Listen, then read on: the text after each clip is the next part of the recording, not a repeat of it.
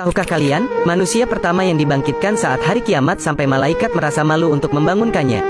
Manusia yang pertama dibangkitkan saat hari kiamat kelak adalah Nabi Muhammad. Dalam sebuah kitab Daqaiqul Akhbar dikisahkan, setelah hari kiamat tiba, Allah akan membangkitkan 4 malaikat untuk menjemput Rasulullah. 4 malaikat tersebut adalah Jibril, Israfil, Mikail, dan Israel. Setelah itu, Allah membangkitkan malaikat Ridwan, kemudian memerintahkan menghiasi surga untuk Rasulullah dan umatnya. Allah kemudian membangkitkan Buraq, yang merupakan makhluk dari golongan hewan untuk pertama dibangkitkan. Buraq sendiri diketahui merupakan tunggangan Rasulullah dalam peristiwa Isra Miraj. Allah lalu memerintahkan malaikat untuk menghias Buraq.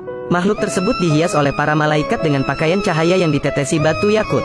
Tali kekang dibuat dari batu zamrud dengan 2 perhiasan berwarna hijau dan kuning. Buraq bersama 4 malaikat kemudian menjemput Rasulullah dan membangkitkan dari alam kubur.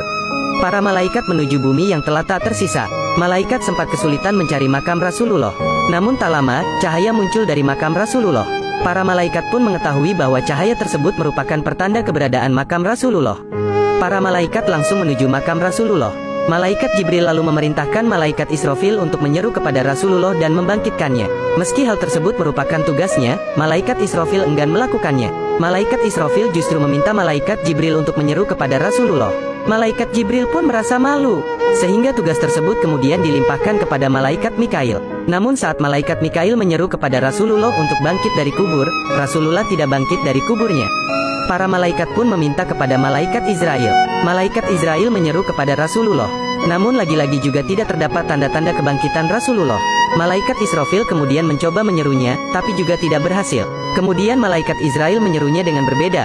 Wahai ruh yang baik, berdirilah untuk memutuskan hari keputusan, hari diperhitungkan amal perbuatan, dan hari ditampakkannya amal perbuatan kepada Zat yang Maha Pengasih. Setelah itu, Rasulullah bangkit dari kuburnya. Malaikat Jibril kemudian mendatangi Rasulullah dengan membawa 2 perhiasan serta Buraq dan menyampaikan hari kiamat telah tiba. Mengetahui hal tersebut, Rasulullah gelisah dan menanyakan umatnya. Israfil kemudian menjawab pertanyaan Rasulullah.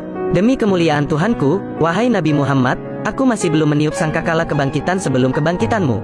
Mendengar hal tersebut, Rasulullah merasa lega. Sebab, Rasulullah khawatir jika umatnya telah dimasukkan terlebih dahulu ke neraka.